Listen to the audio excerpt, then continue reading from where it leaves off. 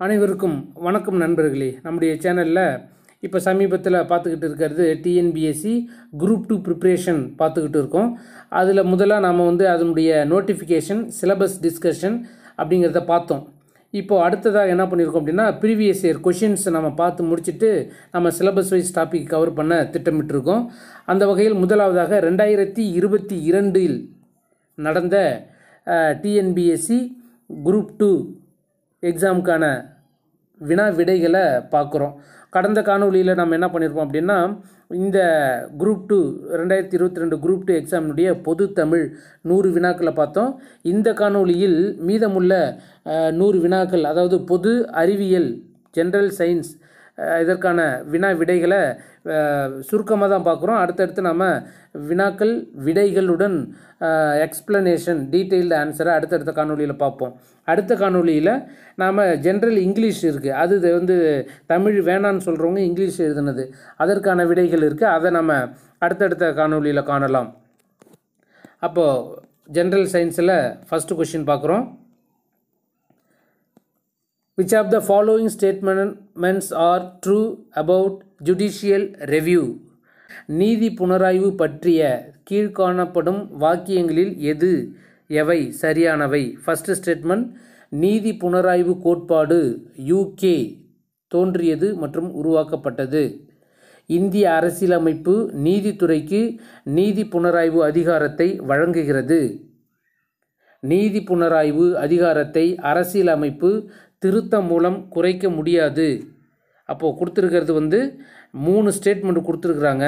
இந்த 3 ஸ்டேட்மெண்ட்டில் எது சரியானது அப்படின்னு பார்க்குறோம். அப்போ ஃபஸ்ட்டு ஸ்டேட்மெண்ட் தவறு. நீதி புனராய்வு கோட்பாடு UK தோன்றியது மற்றும் உருவாக்கப்பட்டது, தவறு. செகண்ட் ஸ்டேட்மெண்ட், இந்திய அரசியலமைப்பு நீதித்துறைக்கு நீதி புனராய்வு அதிகாரத்தை வழங்குகிறது. நீதி புனராய்வு அதிகாரத்தை அரசியலமைப்பு திருத்தம் மூலம் குறைக்க முடியாது. அப்போ ஆப்ஷன், அதாவது 2, 3 சரி. ஆப்ஷன் பி சரியான விடை. நெக்ஸ்ட், பின்வரும் கூற்றுகளில் இந்திய ஜனாதிபதி அதிகாரத்தில் எவை சரியானது? குடியரசுத் தலைவரின் முன் பரிந்துரையுடன் மட்டுமே பண மசோதாக்களை நாடாளுமன்றத்தில் அறிமுகப்படுத்த முடியும். சரியான ஸ்டேட்மெண்ட் தான். நாட்டின் நிதி நிலைத்தன்மை அல்லது கடன் அச்சுறுத்தலுக்கு உள்ளாகும் போது குடியரசுத் தலைவர் நிதி அவசர நிலையை அறிவிக்க முடியும். இதுவும் சரியானது தான். குடியரசுத் தலைவர் தனது அலுவலகத்தின் அதிகாரங்கள் மற்றும் கடமைகளை பயன்படுத்துவதற்கு எந்த ஒரு நீதிமன்றத்தின் முன் பொறுப்பாளி அல்ல. நீதிமன்றத்துக்கு அவர் இப்போ வர முடியாது. இதுவும் சரியானது தான். யூனியன் பிரதேசங்களின் நிர்வாகத்திற்கு குடியரசுத் தலைவர் பொறுப்பானவர். ஆம், எல்லா ஸ்டேட்மெண்ட்டுமே சரிதான். எது 1, 2, 3, 4 என்பது சரியான விடை. நெக்ஸ்ட், அடிப்படை கடமைகள் குறித்த கீழ்காணும் எந்த சொற்றொடர்கள் சரியானவை? அடிப்படை கடமைகள் அரசியலமைப்பின் விதி 51A கொடுக்கப்பட்டுள்ளது. ஃபர்ஸ்ட் ஸ்டேட்மெண்ட், இது சரியானது. செகண்டு, 11வது அடிப்படை கடமையை 86வது திருத்தச் சட்டம் 2002 பட்டியலில் சேர்க்கப்பட்டுள்ளது. 11வது அடிப்படை கடமையை 86வது திருத்தச் சட்டம் 2002 பட்டியலில் சேர்க்கப்பட்டுள்ளது. சரியானது. அறிவியல் மனப்பான்மையை வளர்த்தல் ஒரு அடிப்படை கடமை அல்ல. தவறானது. அப்போ ஃபஸ்ட்டு 2 ஸ்டேட்மெண்ட்டு சரியானது. எது அப்படின்னா 1 மற்றும் 2 சரியானது. ஆப்ஷன் சி சரியான விடை. அடுத்ததாக, கிதப்-இ-நவ்ரஸ் என்பது டேஷ் என்பவரின் பாடல்களின் தொகுப்பாகும். 2ஆம் இப்ராஹிம் அடில் ஷா, 2ஆம் அகமது, தாஜியுத்-தின் பெரூஸ், 2ஆம் முகமது. இவர்களுள் கிதப்-இ-நவ்ராஸ் என்பது 2ஆம் இப்ராஹிம் அடில் ஷா என்பவரின் பாடல்களின் தொகுப்பாகும். அவங்க நூல். புத்த கவிஞர் அஸ்வகோஷர் புத்த சரிதையை சமஸ்கிருதம் மொழியில் எழுதினார். சமஸ்கிருதம் என்பது சரியான விடை. கலாச்சார வளர்ச்சி என்பது அறிவு, அழகியல் மற்றும் ஆன்மீக சாதனைகளால் வகைப்படுத்தப்படுகிறது என்ற மேற்கண்ட கூற்று யாருடையது? The cultural development is characterized by intellectual, aesthetic and spiritual attainments. Who said the above statement?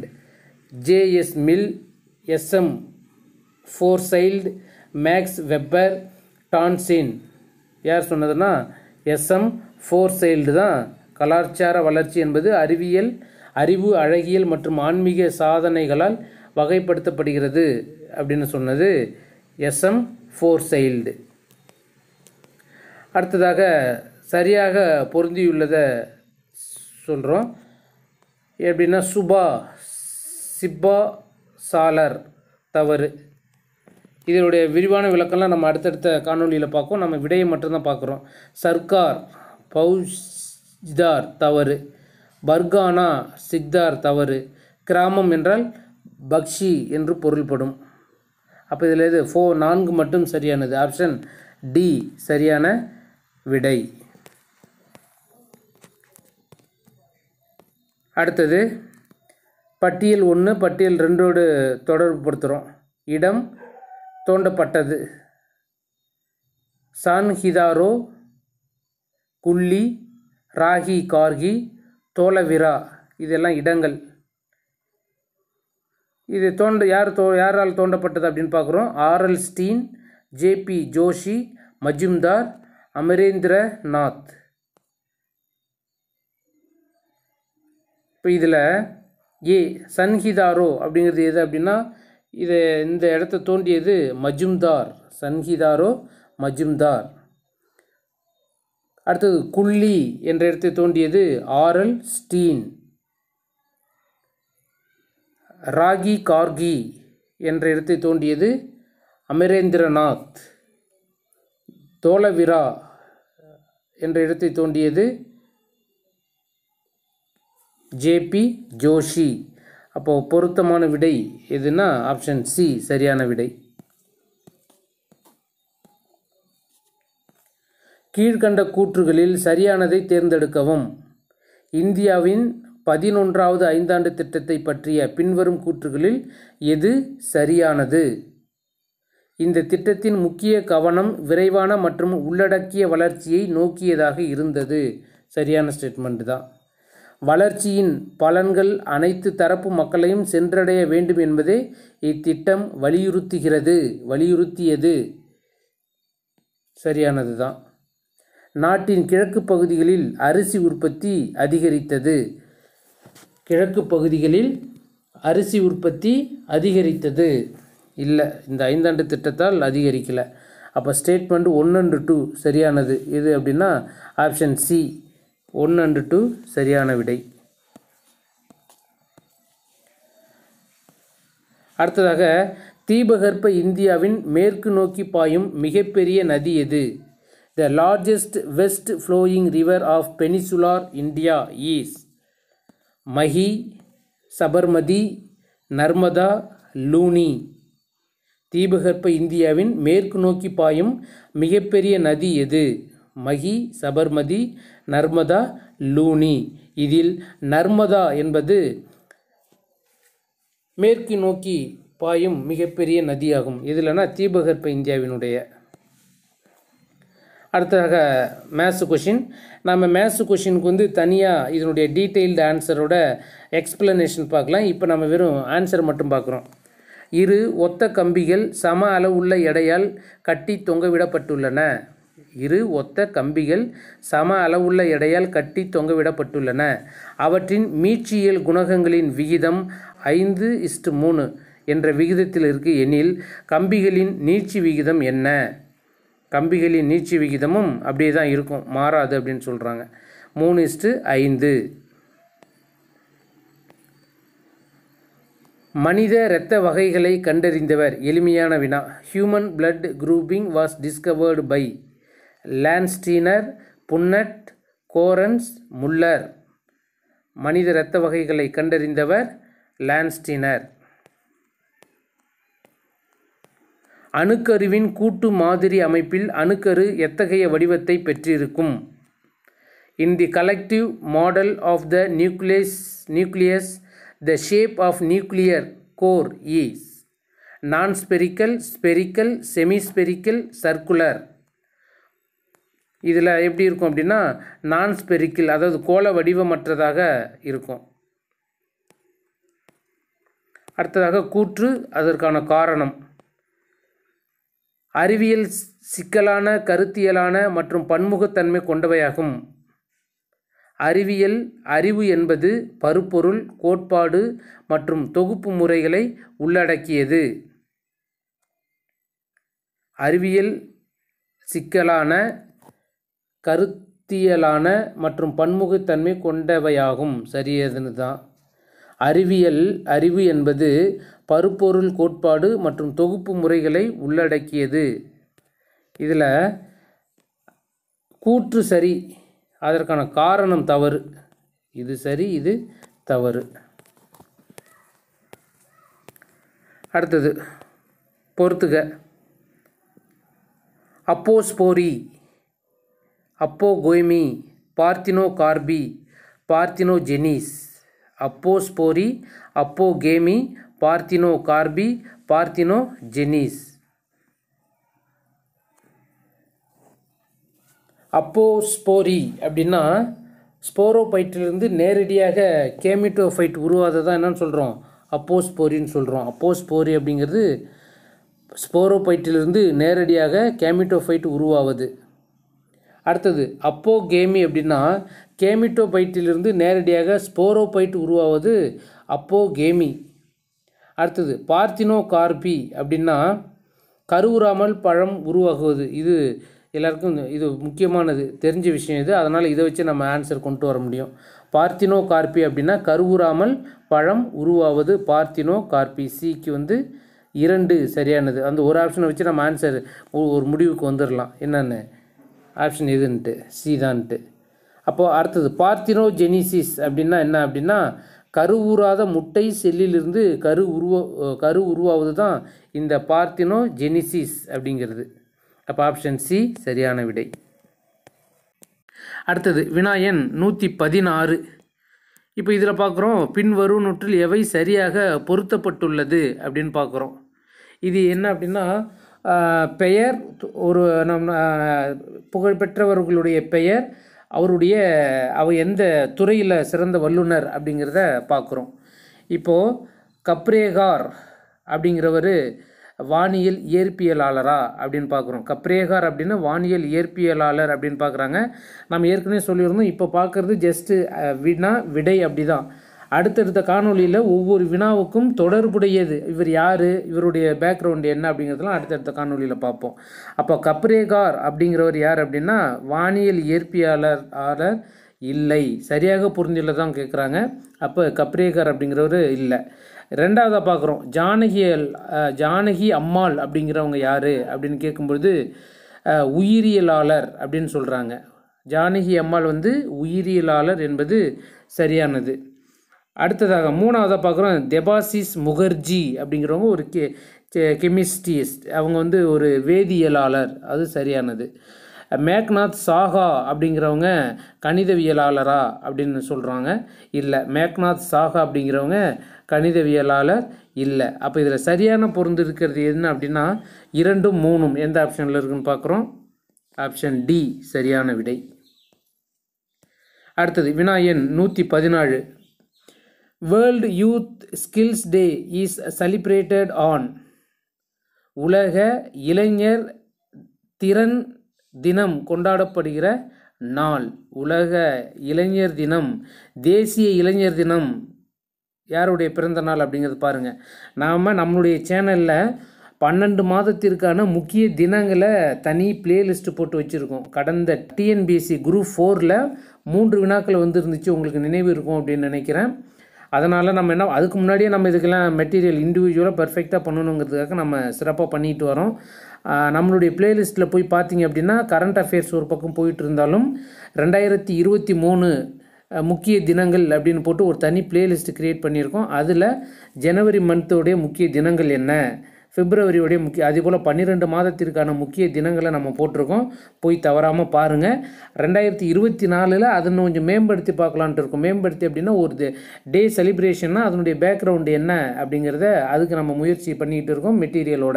பாருங்கள், இப்போ நம்ம world youth skills day is celebrated on என்னைக்கு செலிப்ரேட் பண்ணுறாங்க அப்படின்னு பார்க்குறோம். தேசிய இளைஞர் தினம் சொல்லியிருந்தோம். நம்மளுடைய இந்தியர் ஒருவர் புகழ்பெற்ற இந்தியருடைய பிறந்த தினத்தை தான் இளைஞர் தினமாக, உலக இளைஞரில் தேசிய இளைஞர் தினமாக கடைபிடிக்கிறோம். இப்போ உலக இளைஞர் தினம் இல்லை, திறன் தினம் அப்படின்னு சொல்கிறாங்க. ஜூலை 15 அப்படிங்கிறது. இந்த ஜூலை 15ம் வேற ஒரு சிறப்பு தினம் இருக்குது. அது என்ன அப்படிங்கிறத கமெண்ட் பாக்ஸில் பதிவு செய்யுங்க.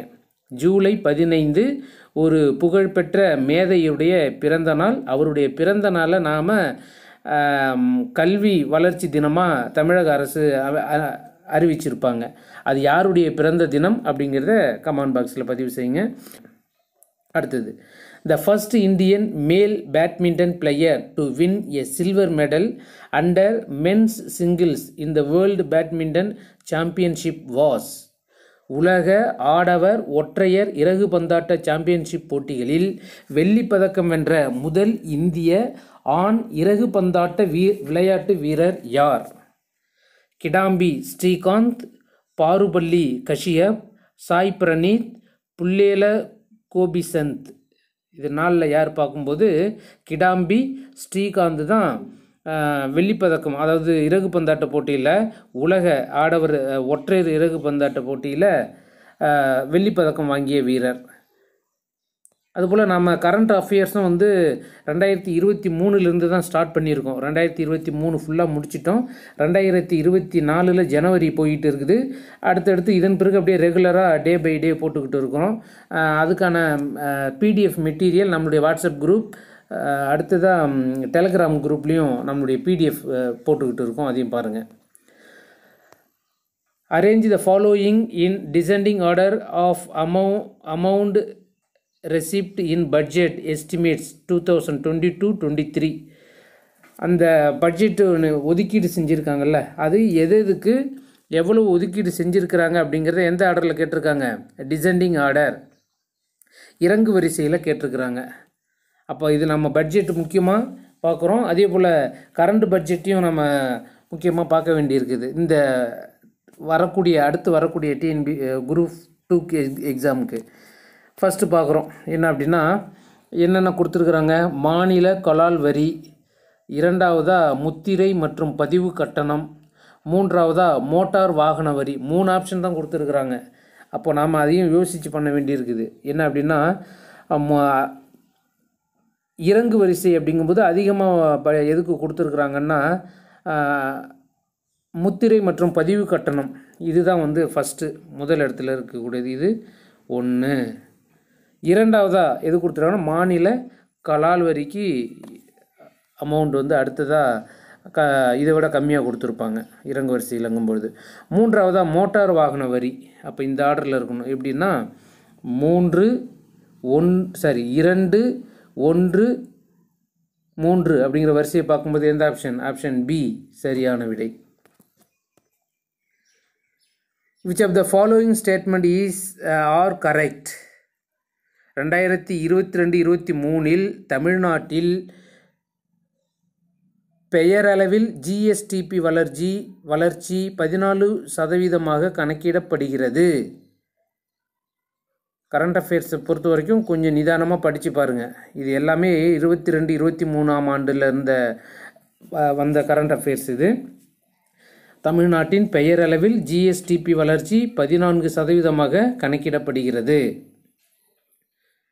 அடுத்தது சரிதான். செகண்ட் ஒன், 22-23 ஆண்டில் தமிழ்நாடு நிதிநிலை அறிக்கையில் தோராய மதிப்பு நிதி பற்றாக்குறையின், அதாவது ஃபிஸ்கல் டெபிசிட்டில் ஜிஎஸ்டிபி 3.63% கணக்கிடப்படுகிறது. இதுவும் சரியான விடை தான். அடுத்ததாக 22-23 ஜிஎஸ்டிபியின் சதவீதமாக நிலுவையில் உள்ள கடன், அதாவது அவுட்ஸ்டாண்டிங் டெபிட் 27.7% எதிர்பார்க்கப்படுகிறது. 3 ஸ்டேட்மெண்ட்டுமே சரியான விடை. 3மே சரிதான். அப்போ ஆப்ஷன் சி சரியான விடை. Which of the following is not a feature of the joint family system? பின் வருவனவற்றுள் எது கூட்டு குடும்ப அமைப்பின் அம்சம் அல்ல? சர்வதிகார அமைப்பு, குடும்ப அமைப்பு, தனிமனித அடையாளம், தலைமுறைகளின் உள்ளார்ந்த தன்மை. இது கூட்டு குடும்பத்தின் அமைப்பின் அம்சம் இல்லாதது. கூட்டு குடும்பம் இருக்கும்போது என்ன இருக்காது? சர்வதிகாரம் இருக்கும். யாராவது ஒருத்தவங்க சர்வதிகாரம் பண்ணுவாங்க. குடும்ப அமைப்பும் இருக்கும். ஃபேமிலிஸ்டிக் ஆர்கனைசேஷன் இருக்கும். இண்டிவிஜுவல் ஐடென்டிட்டி இருக்காது. தனி மனித அடையாளம் இருக்காது. இண்டிவிஜுவலிஸ்டிக் ஐடென்டிட்டி இருக்காது. அப்போ ஆப்ஷன் சி சரியான விடை. தலைமுறைகளின் உள்ளார்ந்த தன்மை இருக்கும். தலைமுறைகள் அப்படிங்கும்போது என்னது? Depth of generations. கூட்டு குடும்பம் இருக்கும்போது எல்லாமே இருக்கும். தனி மனித அடையாளம் மட்டும் இருக்காது. Tamil Nadu housing board and Tamil Nadu urban habitat development board were created in. Tamil Nadu வீட்டு வசதி வாரியம் மற்றும் தமிழ்நாடு நகர்ப்புற வாழ்விட மேம்பாட்டு வாரியம் உருவாக்கப்பட்ட ஆண்டு. 2 இது இருக்குது, ஒரே இது இல்லை, தனித்தனியாக பாருங்கள். என்ன அப்படின்னா தமிழ்நாடு வீட்டு வசதி வாரியம் 1, அடுத்தது தமிழ்நாடு நகர்ப்புற வாழ்விட மேம்பாட்டு வாரியம் 2 இருக்குது. 2ம் தெரிஞ்சிருந்தால் தான். 1 தெரிஞ்சதுன்னா கூட நம்ம மேட்ச் பண்ணி பார்க்கலாம். என்ன அப்படின்னா தமிழ்நாடு வீட்டு வசதி வாரியம் உருவாக்கப்பட்ட ஆண்டு 1961. தமிழ்நாடு நகர்ப்புற வாழ்விட மேம்பாட்டு வாரியம் உருவாக்கப்பட்ட ஆண்டு 1970. ஆப்ஷன் ஏ சரியான விடை. Which of the following statement is or true of free drop bag service? Janani சிசு சுரக்ஷா கரியாகரம். அதை தான் ஜேஎஸ்எஸ்கே அப்படின்னு சொல்கிறாங்க ஷார்ட்டாக. ஜனனி சிசு சுரக்ஷா கரியாகரம் அப்படிங்கிறது அது என்னென்ன அப்படின்னு பார்க்குறோம். அதாவது என்னென்னா ஜனனி சிசு சுரக்ஷா கரியாகரம் இலவச டிராப் பேக் சேவையில் பின்வரும் கூற்றுகளில் எது எவை உண்மை அப்படிங்கிறத மட்டும் கேட்குறாங்க. ஷார்ட்டாக சொல்கிறாங்க. ஜேஎஸ்எஸ்கே ஆனது டிஎன்ஹெச்எஸ்பி ஆல் தமிழ்நாட்டில் ஒரு முன்னோடி திட்டமாக தொடங்கப்பட்டது. சரியானது. டிராப் பேக் வாகனம் ஒரு வயது குழந்தையையும் தாயையும் கொண்டு செல்ல வழிவகை செய்யப்பட்டுள்ளது. இதுவும் சரியானது தான். ஸ்டேட்மெண்ட் 1 அண்ட் 2 2மே சரியானது. அப்போ எந்த ஆப்ஷன் பார்க்குறோம்? ஆப்ஷன் சி சரியான விடை. அடுத்தது Virudhunagar Sankaralinganar involved in an indefinite hunger strike to rename the Madras state as Tamil Nadu and died during. Madras மாநிலம் தமிழ்நாடு என்று பெயர் மாற்றம் வேண்டி விருதுநகர் சங்கரலிங்கனார் உண்ணாவிரதமிருந்து உயிர் துறந்த ஆண்டு 1956 ஜூலை 56, அக்டோபர் 65, ஜூலை 65, அக்டோபர். பல பேர் உண்ணாவிரதம் இருந்து போராட்டம் பண்ணியிருப்பாங்க. இவர் என்ன பண்ணியிருப்பார்? கடைசி வரைக்குமே தன்னுடைய கொள்கையில் பின்வாங்காமல் மாற்றியே ஆகணும் அப்படின்னு ரொம்ப அடம் பிடிச்சி உண்ணாவிரதத்தை கைவிடாமலேயே தன்னுடைய உயிரை இழந்திருக்காரு. யார் அப்படின்னா விருதுநகர் சங்கரலிங்கனார். எந்த வருஷம்? 1956 October. Who was the author of the book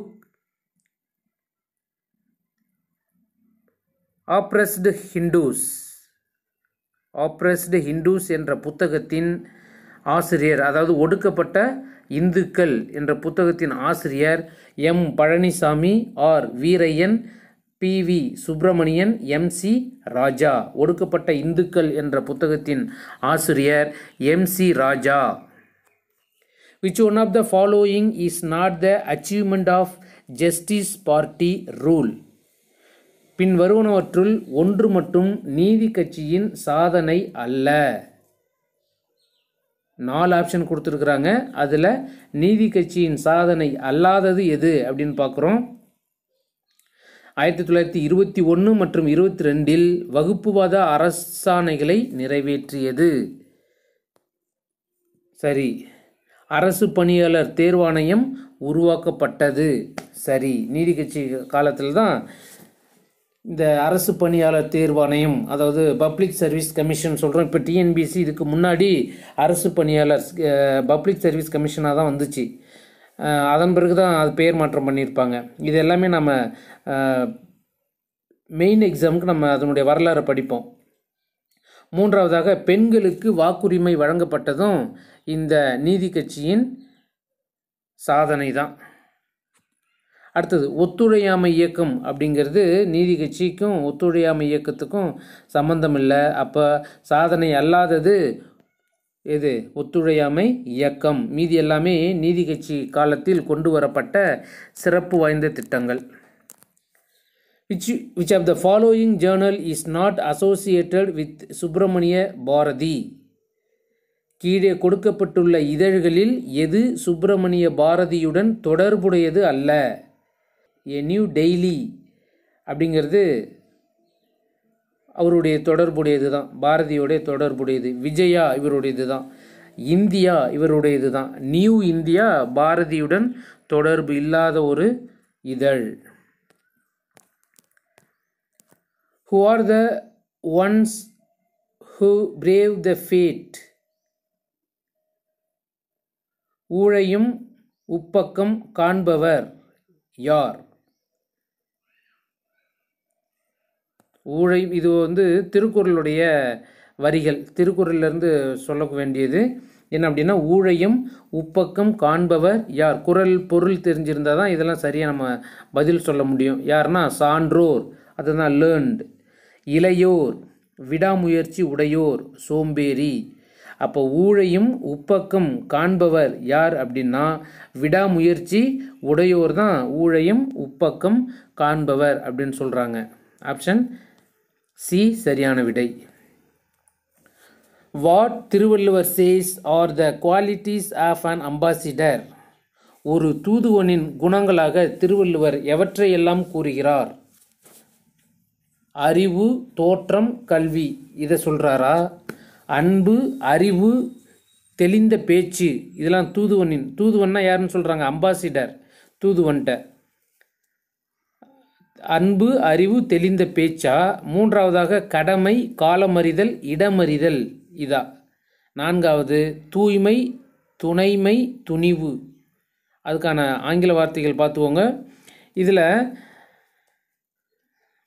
மற்றவங்க யார் எப்படி வேணாலும் வரையறுக்கலாம். ஆனால் திருவள்ளுவர் தன்னுடைய குறளில் தூதுவன், அம்பாசிடர் எப்படிலாம் இருக்கணும் அப்படிங்கிறத கூறியிருக்கிறாரு.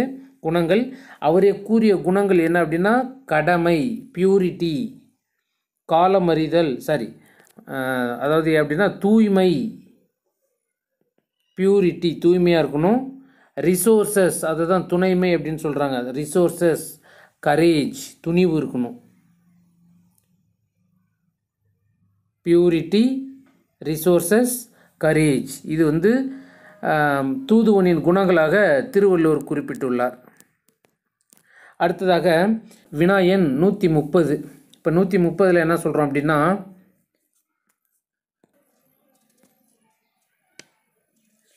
நெய்யால் எரினு துப்பேம் என்றற்றால் கவ்வையால் காமம் நுதுப்பேம் எனல். இது திருக்குறள். இந்த திருக்குறளில் நுதுப்பேம் அப்படிங்கிற இடத்துல வரக்கூடிய பொருள் என்ன அப்படின்னு கேட்டிருக்காங்க. நெய்யால் எரிநுதுப்பேம் என்றற்றால் கவ்வையால் காமம் நுதுப்பேம் எனல். இங்கு நுதுப்பேம் என சொல்கிறது எதை சொல்கிறாங்க அப்படின்னா அவித்தல் என்று பொருள் கூடியது. அவித்தல் அப்படின்னா புட் அவுட், அவித்தல் என்று பொருள்படும். Which moral text is exclaimed as வேளாண் வேதம்? வேளாண் வேதம் என போற்றப்படும் நீதி நூல் எது? திருக்குறள், ஆசாரக்கோவை, பழமொழி, நாலடியார். இதில் நாலடியாரை தான் வேளாண் வேதம் என்று அழைக்கிறோம். எந்த அகழ்வாராய்ச்சி பகுதியில் சர் மோர்டிமர் வீலர் அறிவியல் மற்றும் மண் அடுக்கு முறையை பயன்படுத்தினார்? பல்லாவரம், அத்திரம்பாக்கம், அரிக்கமேடு, காயல். இந்த 4 இடத்துல எந்த பகுதியில் சர் மோர்டிமர் வீலர் அறிவியல் மற்றும் மண் அடுக்கு முறையை பயன்படுத்தினார் அப்படின்னா அரிக்கமேட்டில் தான் பயன்படுத்தியிருப்பார். அடுத்ததாக கட்சி, அதனுடைய நிறுவனர் யார் அப்படின்னு பொறுத்துறோம். சுதந்திரா கட்சி நிறுவனர் யார்? கதர் கட்சி, சுயராஜ்ய கட்சி, ஃபார்வர்ட் பிளாக். இந்த கட்சியினுடைய நிறுவனர் யார் அப்படின்னு சொல்லணும். இதில் பெரும்பாலும் நமக்கு தெரிஞ்சிருக்கிறது ஃபார்வர்ட் பிளாக் கட்சியை தொடங்கியது சுபாஷ் சந்திர போஸ். இது தெரிஞ்சிருக்கணும். எனக்கு தெரிஞ்சதுக்காக நான் சொல்ல வரல. பெரும்பாலும் இங்கே இருக்கிறதுல நாம் தெரிஞ்சிருந்தால் ஃபஸ்ட்டு இதுதான் நமக்கு வெல் நோனாக இருந்திருக்கணும். ஃபார்வர்ட் பிளாக் கட்சியை தோற்றுவித்தவர் சுபாஷ் சந்திர போஸ். இது கரெக்டாக கன்ஃபார்மாக தெரியும் அப்படின்னா டியோடைய ஆப்ஷனை பார்க்குறோம். மீதி எல்லாமே ஆன்சர் இல்லாதது ஒன்று. அப்போ பியும் சியும் ஆன்சர் இல்லைன்னு ஒரு முடிவுக்கு வந்துடும். இருந்தால் என்ன வரணும்? ஏ வரணும், இல்லைனா டி வரணும் ஆன்சர். அப்போ மற்றது கூட கம்பேர் பண்ணுறோம். மற்றது கொஞ்சம் கொஞ்சம் தெரிஞ்சிருக்கலாம். தெரிஞ்சிருக்கும்போது என்ன பண்ணுறோம்? ஃபஸ்ட்டு ஒன் படித்து பார்க்குறோம். சுதந்திரா கட்சியை தொடங்கியது யார்? கதர் கட்சி, சுயராஜ்ய கட்சி. பார்க்கும்போது சுதந்திரா கட்சியை தொடங்கியவர் ராஜாஜி எனும் ராஜகோபாலாச்சாரி. அடுத்தது கதர் கட்சியை தொடங்கியவர் சோகன் சிங் பக்னா. சோகன் சிங் பக்னா. மூன்றாவதாக சுயராஜ்ய கட்சியை தொடங்கியவர் மோதிலால் நேரு. எந்த ஆர்டரில் வருதப்பா? ஆப்ஷன் டி சரியான விடை. ஆப்ஷன் ஏ வராது. சுதந்திரா கட்சி சி ராஜாஜி, கதர் கட்சி சோகன் சிங் பக்னா, சுயராஜ்ய கட்சி மோதிலால் நேரு, ஃபார்வர்ட் பிளாக் சுபாஷ் சந்திர போஸ். ஆப்ஷன் டி சரியான விடை. கிபி 1945 நேதாஜி சுபாஷ் சந்திரபோஸ் மர்மமான முறையில் இறப்பெய்ததை தொடர்ந்து ஒரு நபர் குழு தலைமையின் கீழ் விசாரணை நடத்துவதென இந்திய அரசாங்கம் முடிவெடுத்த சமயத்தில் அன்றைய உச்சநீதிமன்ற தலைமை நீதிபதி டேஷின் பெயரை பரிந்துரைத்தார். மர்மமான முறையில் இறந்ததை தொடர்ந்து எப்போ இறந்தாரு கேட்கலாம். இதில் ஏகப்பட்ட வினாக்கள் அடங்கியிருக்கு. எப்போ இறந்தார்? 1945. மர்மமான முறையில் இறப்பெய்ததை தொடர்ந்து குழு எத்தனை பேர் கொண்ட குழு அமைச்சாங்க? ஒரு நபர் குழு தலைமையின் கீழ் விசாரணை நடத்துவதென இந்திய அரசாங்கம் முடிவெடுத்த நேரத்தில் அன்றைய உச்சநீதிமன்ற தலைமை நீதிபதி யாரை பரிந்துரைத்தார்? Srinivasavardhan, K Ghosh, D Roy, G D Khosla. யாரை பரிந்துரைத்தாங்கன்னா ஜிடி கோஸ்லாவை பரிந்துரை செஞ்சுருக்காங்க. அடுத்தது வினாயன் 135. கொல்கத்தாவில் முகமதியரின் இலக்கியம் மற்றும் அறிவியல் அமைப்பை ஏற்படுத்தியவர்? Mohammedan literary and scientific society of Calcutta was organised by Ameer Ali Dudu Miyan, Abdul Latif, Shariatullah. கொல்கத்தாவில் முகமதியரின் இலக்கிய மற்றும் அறிவியல் அமைப்பை ஏற்படுத்தியவர் அப்துல் லத்தீஃப். நிலக்குத்தகை சீர்திருத்த சட்டத்தின் குறிக்கோள்? The objective of tenancy reform is. இடைத்தரகர்களை நீக்குவது, கிராமப்புற கல்வியறிவை அதிகரிப்பது, கடன் வழங்குபவர்களை முறைப்படுத்துவது, கிராமப்புற கடன் சுமையை ஒழிப்பது.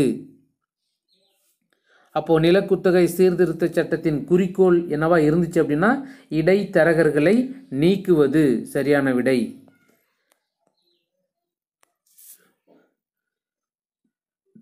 பின் வருவனவற்றில் இந்திய நிதி ஆணையத்தின் செயல்பாடு எது? Which one of the following is the function of the Finance Commission of India? வரிகளின் நிகர வருவாயின் பங்குகளின் ஒதுக்கீடு.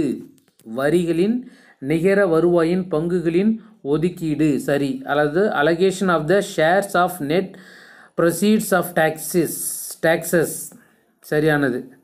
மானியங்களை நிர்வகிக்கும் கொள்கைகளை வகுத்தல். மானியங்களை நிர்வகிக்கும் கொள்கைகளை வகுத்தல் சரியானது. மத்திய மற்றும் மாநில அரசுகளுக்கு இடையே உள்ள நிதியுறவை பார்ப்பது. மத்திய மற்றும் மாநில அரசுகளுக்கு இடையே உள்ள நிதி உறவை பார்ப்பது. மூன்றுமே சரியானது தான். அப்போ எங்கே இருக்குது ஆப்ஷன்? ஆப்ஷன் பி சரியான விடை. Next match the following. நூற்புழு ஒட்டுண்ணிகளின் பேரின பெயருடன் பொதுவான பெயரை சரியாக பொருத்தவும். அறிவியல் பெயர், அதாவது பேரின பெயர், அது அடுத்ததாக பொதுவான பெயர் கொடுத்துருக்குறாங்க. அன்சைக்ளோஸ்டோமா, எண்டோபிரியல்ஸ், உச்சரேரியா, ட்ரைகுரிஸ் அப்படிங்கிறது பேரின பெயர்கள். இப்போ நாம் இது என்ன பண்ணுறோம்? அதனுடைய பொதுவான பெயரோட பொருத்துகிறோம். சாட்டைப்புழு, கொக்கிப்புழு, முள்புழு, ஃபைலேரியல் புழு அப்படின்னு பொறுத்துகிறோம். இப்போ ஃபஸ்ட் ஒன் பார்க்குறோம். இதில் எனக்கு தெரிஞ்சு உச்சரேரியா அப்படிங்கிறது கேள்விப்பட்ட பெயராக இருக்கும்னு நினைக்கிறேன். மற்றவங்களுக்கும் பார்க்கும். அன்சைக்ளோஸ்டோமா அப்படின்னா என்ன அப்படின்னா கொக்கி புழுவை தான் என்னன்னு சொல்கிறாங்க? அன்சைக்ளோஸ்டோமா அப்படின்னு சொல்கிறாங்க, கொக்கி புழு. ரெண்டாவதாக எதை சொல்கிறாங்க அப்படின்னா எண்டோரோபியஸ். எண்டோரோபியஸ் அப்படிங்கிறது முள்புழு, எண்டோரோபியஸ். மூணாவதாக உச்சரேரியா அப்படிங்கிறது ஃபைலேரியல் புழுவை தான் உச்சரேரியா அப்படின்னு சொல்கிறாங்க. அடுத்தது நான்காவதாக எதை சொல்கிறாங்க அப்படின்னா ட்ரைகுரிஸ். ட்ரைகுரிஸ்னால் எதை சொல்கிறாங்க? சாட்டை புழு, ட்ரைகுரிஸ். அப்போ ஆர்டர் எந்த ஆர்டரில் இருக்குது பாருங்கள். 2, 3, 4, 1 எந்த ஆர்டர் இருக்குது? ஆப்ஷன் பி சரியான விடை. அடுத்தது மேத்தமெட்டிக்ஸ் கொஷின். நம்ம ஏற்கனவே சொல்லியிருந்தோம். இப்போ ஆன்சரை மட்டும் பார்ப்போம். ஒவ்வொரு தேர்வுக்கான மேத்ஸ் கொஷினை டீட்டெயில்டு எக்ஸ்பிளனேஷனோடைய அடுத்தடுத்து பார்ப்போம். நாம் ஏற்கனவே பிஓ எக்ஸாமுக்கு தனி கொஷினுடைய ஆன்சர் எக்ஸ்பிளனேஷன் பிடிஎஃபாக போட்டிருந்தோம். அதுபோல் நிறைய எக்ஸாமுக்கு நம்ம குரூப்பில் போட்டிருக்கோம். மேத்ஸுக்கு வித் எக்ஸ்பிளனேஷன் வித் பிடிஎஃபோட பாருங்கள். இந்த காணொலியில் நம்ம வெறும் விடையை மட்டும் பார்த்துட்டு போவோம். அடுத்ததாக நம்ம இதோடைய ப்ரூஃபோட அடுத்தடுத்த காணொலியில் காணலாம். ஏபிசிடி சம் சிம்பிள்ஸ் இதெல்லாம் கொடுத்துருக்குறாங்க. அந்த சிம்பிள்ஸ் கொடுக்கும்போது என்ன கேட்டிருக்காங்க? பி அட் எல் என்பது ஒய் 7.5 என்று குறிப்பிடப்பட்டால் $1 என்பது எவ்வாறு குறிக்கப்படும் அப்படின்ட்டு. இதில் என்ன லாஜிக் இருக்குது அப்படின்லாம் அடுத்தது பார்ப்போம். ஆன்சர் F.3 அப்படிங்கிறது இதோடைய ஆன்சர்.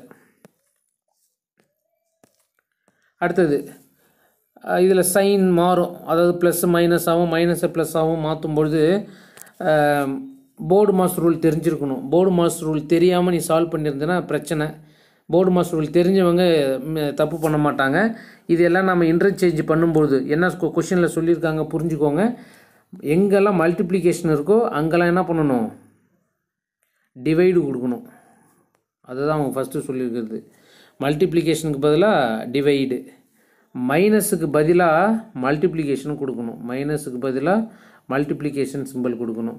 அடுத்தது டிவைடு எங்கெல்லாம் இருக்கோ அங்கெல்லாம் எதை கொடுக்கணும்? ப்ளஸ்ஸு கொடுக்கணும். டிவைடு இருக்கிற இடத்துல ப்ளஸ்ஸு கொடுக்கணும். அடுத்ததாக ப்ளஸ் எங்கெல்லாம் இருக்கோ அங்கெல்லாம் என்னென்னு கொடுக்கணும்? ப்ளஸ் இருக்கிற இடத்துல மைனஸ் கொடுக்கணும். இப்படிலாம் இன்டர்சேஞ்ச் பண்ணணுன்னா வரக்கூடிய ஆன்சர் என்னன்னு கேட்டிருப்பாங்க. ஆன்சர் 2 சிம்பிளிஃபை பண்ணுனா. அடுத்தது which number replaces the question mark for the following numbers? ஆர்டரில் கொடுத்துருக்குறாங்க. அப்போது இந்த கொஷின் மார்க் இருக்குல்ல, இந்த இடத்துல எந்த எண் வரும் அப்படின்னு கேட்குறாங்க. என்ன வரும் அப்படின்னா 23 வரும். Next find the volume of water tank measured 10 metre into 5 metre into 1.5 metre.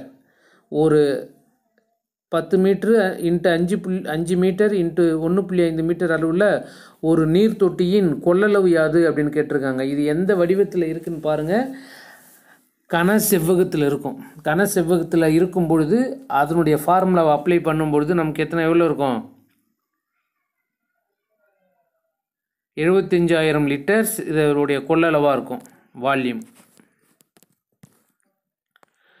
12 centimetre ஆரமுள்ள ஓர் அலுமினிய கோளம் உருக்கப்பட்டு 8 சென்டிமீட்டர் ஆரமுள்ள ஓர் உருளையாக மாற்றப்படும்போது உருளையின் உயரம் காண்க. ஒரு ஷேப்பை இன்னொரு ஷேப்பை கன்வெர்ட் பண்ணுறாங்க, ட்ரான்ஸ்ஃபார்ம் அப்படின்னு சொல்கிறோம். கன்வெர்ட் பண்ணும் பொழுது அதனுடைய அளவுகள் மாறும். அது எப்படி மாறுதுன்னு கேட்குறாங்க. அப்படி மாற்றும் பொழுது உருளையின் உயரம் 36 சென்டிமீட்டர்.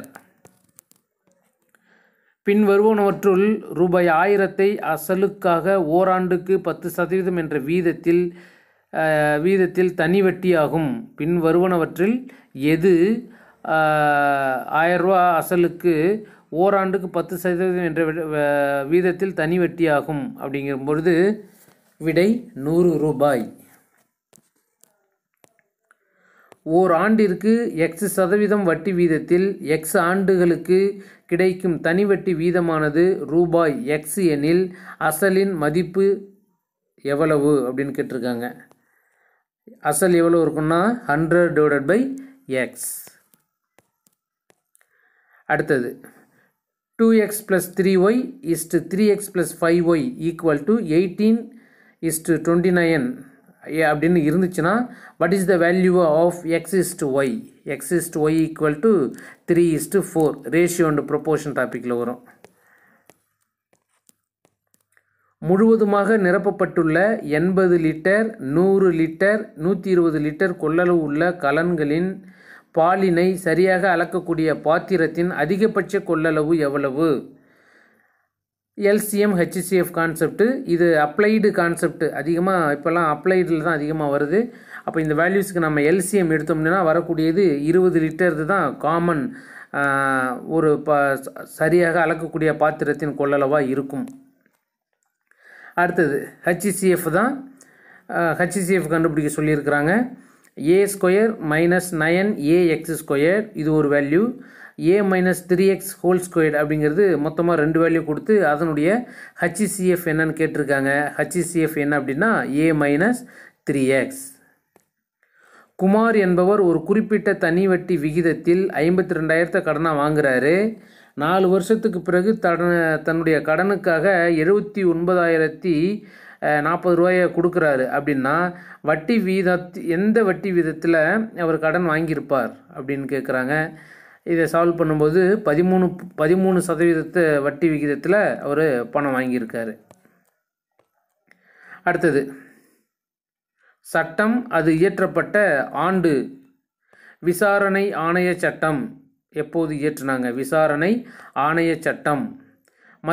மத்திய குடிமை பணிகள் நடத்தை விதிகள் எப்போ இயற்றினாங்க? பொது பணியாளர்கள் அதாவது விசாரணைகளுக்கு சட்டம் இயற்றப்பட்டது எப்போ? அகில இந்திய பணிகள் நடத்தை விதிகள் எப்போ பார்க்குறோம். விசாரணை ஆணைய சட்டம் ஆரம்பிக்கப்பட்ட வருஷம் 1952. மத்திய குடிமை பணிகள் ஆரம்பிக்கப்பட்டது 1964. பொது பணியாளர்கள் சட்டம் உருவாக்கப்பட்டது 1850, சுதந்திரத்துக்கு முன்னாடியே. எதுனா பொது பணியாளர்கள் சட்டம். அகில இந்திய பணிகள் நடத்தை விதிகள் கொண்டு வரப்பட்டது 1968. ஆப்ஷன் இது பி அப்படிங்கிறது தான் சரியான விடை. இதோட இங்கிலீஷ் வெர்ஷன் பார்த்து பாருங்கள். Commission of inquiry act, central civil service rules, public servants act, all India service rules. இதுதான் இதோடையது. அப்போ ஆப்ஷன் பி சரியான விடை. கண்டோன்மெண்ட் வாரியத்தை பற்றி கீழ்கண்டவற்றுள் எவை சரி?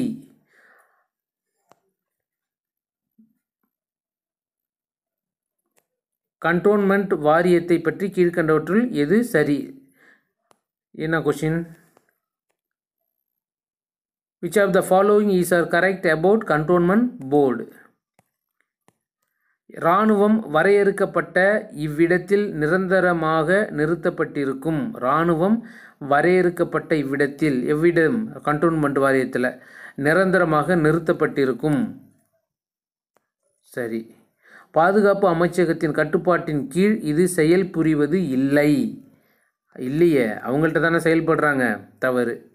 இவை 3 வகைகளாக பிரிக்கப்பட்டுள்ளன. வகைகள் பற்றி யோசிக்கிறதுக்கு முன்னாடி ஆப்ஷன் 1ங்கிறது சரி, ஆப்ஷன் 2ங்கிறது தப்பு. ஆப்ஷன் 2 இல்லாதது இதெல்லாம் பார்க்குறோம். பாருங்கள், ஆப்ஷன் 2 தவறு அப்படிங்கிறது எங்கே இருக்குது?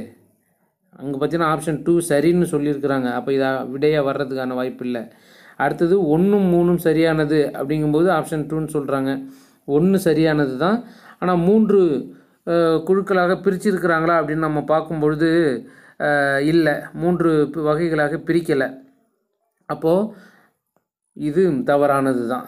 அப்போ ஃபஸ்ட் ஒன் மட்டும் சரியானது. ஆப்ஷன் ஏ சரியான answer. Which constitutional amendment inserted Article 43B for promotion of cooperative societies? எந்த அரசியலமைப்பு திருத்தச் சட்டம் கூட்டுறவு சங்கங்களை ஊக்குவிப்பதற்காக பிரிவு 43Bயை இணைத்தது? 42வது திருத்தச் சட்டம் 1976 உருவாக்கினது.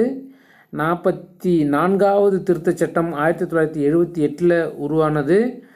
2002 உருவான 86வது திருத்தச் சட்டம் இதை இணைச்சிதா?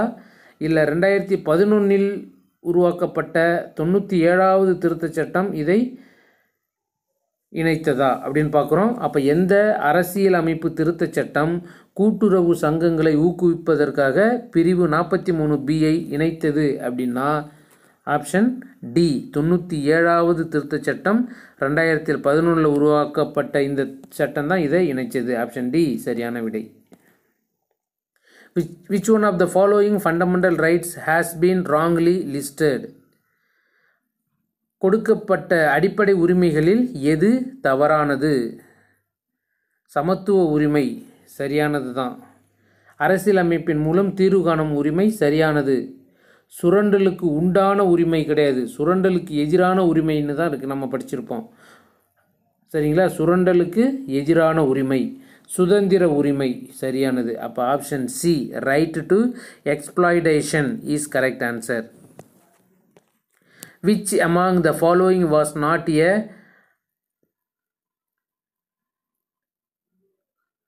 nomenclature for union territory previously? கீழ் காணப்படுபவைகளில் எது ஒன்றிய பிரதேசங்களின் முந்தைய பெயர்கள் கிடையாது?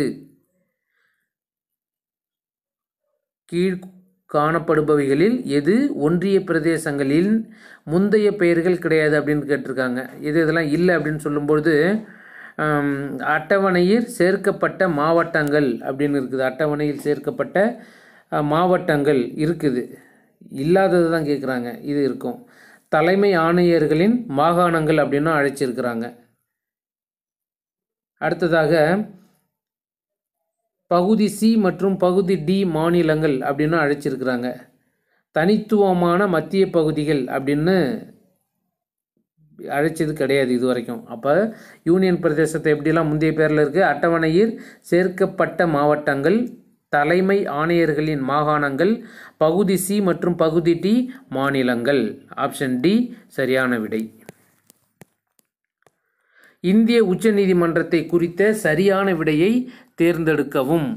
இந்திய உச்ச நீதிமன்றத்தை குறித்த சரியான விடை. உச்சநீதிமன்றம் இந்திய அரசியல் அமைப்பை நிலைநிறுத்தும் அமைப்பாகும். உச்சநீதிமன்றம் இந்தியா கண்டிப்பாக சரியானது. ஆப்ஷன் 1 சரியானது. உச்சநீதிமன்ற நீதிபதிகள் 72 வயது வரை பதவியில் இருப்பர். இல்லை, தவறு. 72 வயசு வரையெல்லாம் இருக்கிறது இல்லை. அப்போ 2 தவறு. இந்திய நீதித்துறை ஒற்றை படிநிலை நீதிமன்ற அமைப்பை கொண்டது. ஒற்றை படிநிலை அப்படின்னா எதை சொல்கிறோம்? The Indian judicial system consist of a single hierarchy அப்படிங்கிறது. அப்போது ஒற்றை அமைப்பை கொண்டது. ஆம், சரியானது தான். அப்போது 1 சரி 3 சரி, 2 தப்புன்னு சொன்னோம். இந்திய உச்சநீதிமன்றம் 1950ஆம் ஆண்டு ஜனவரி மாதம் தொடங்கப்பட்டது. சரியானது. அப்போ 2 தவிர மீதி எல்லாமே சரியானது. எங்கே இருக்குது ஆப்ஷன் 1, ஆப்ஷன் டி சரியானது. அடுத்ததாக மேட்ச் த ஃபாலோயிங். இடம், அதுக்கு என்ன பெயர் சொல்கிறாங்க அப்படின்னு பார்க்குறோம். செஞ்சி, ஆனைமலை, வேலூர், பாஞ்சாலங்குறிச்சி,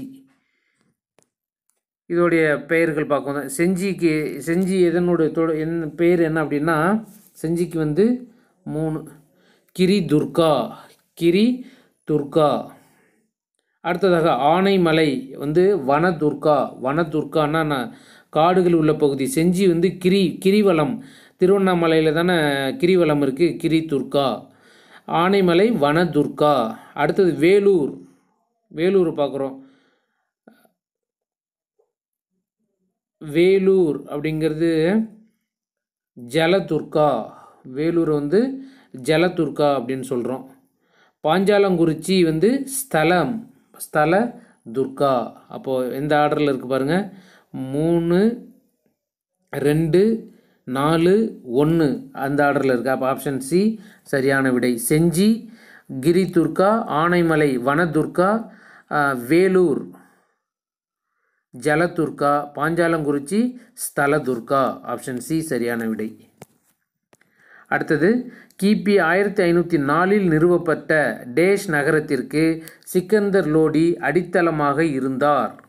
எந்த நகரம் அப்படின்னா ஆக்ரா நகரத்துக்கு தான் அடித்தளமாக இருந்தார். ஆக்ரா நகரம் எப்போ நிறுவப்பட்டது?